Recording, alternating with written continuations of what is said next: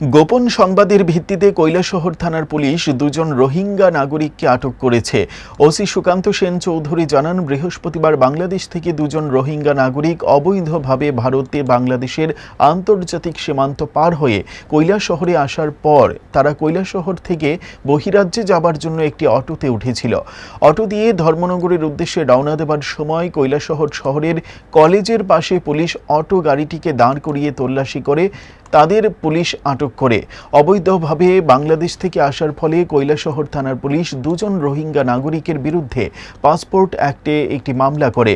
রোহিঙ্গা নাগরিকরা কিভাবে ভারত বাংলাদেশের আন্তর্জাতিক সীমান্ত পার হয়ে এসেছে এবং কার মাধ্যমে এসেছে এবং কৈলাসহরের কোন অঞ্চলের সীমান্ত দিয়ে এসেছে এবং বহিরাজ্যের কোন কোন রাজ্যে যাবে এবং কার কাছে যাবে এবং কী কারণে যাবে, এইসব ব্যাপারে পুলিশ ধৃতদের জোর জিজ্ঞাসাবাদ করছে।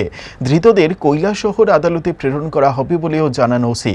ধৃতদের কাছ থেকে পুলিশ 3টি দামি মোবাইল ফোন এবং বেশ কিছু নগদ টাকা উদ্ধার করেছে। ইনফরমেশনের উপরে ভিত্তি করে আমরা সাদা পোশাকে অভিযান চালাই। আমাদের কাছে খবর ছিল একটা অটোতে করে, ইলেকট্রিক অটোতে করে দুজন লোক, যেটা রোহিঙ্গা বলে জানা যায়, ওরা কৈলাসহরের দিকে আসছে। তখন আমরা ওদের পিছনে ধাওয়া করতে করতে আমরা গোবিন্দপুর ট্রাই জাংশন, যেটা কলেজ রোডের ট্রাই জাংশন, যেটা ওইখানটাতে আমরা আটক করতে সক্ষম হয়েছি এবং ওই গাড়ি থেকে আমরা দুজন বিদেশি নাগরিক এবং গাড়ির চালক 3জনকে আমরা অ্যারেস্ট করেছি এবং গাড়িটাকে সিজ করেছি। 3জনের মধ্যে 2জন ওদের স্টেটমেন্ট অনুসারে ওরা রোহিঙ্গা বার্মার লোক এবং একজন হচ্ছে বাবুরবাজার বাড়ি। একজনের নাম হচ্ছে মোহাম্মদ তাসিম 18, আর একজন হচ্ছে মোহাম্মদ ওসমান 19, আর ওর বাড়িও ইয়েতে মায়ানমার।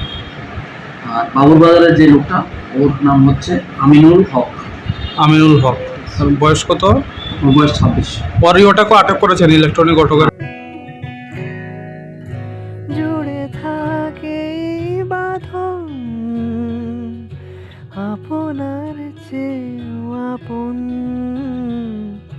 জুড়ে থাকে বাঁধন আপনার চেয়েও আপন।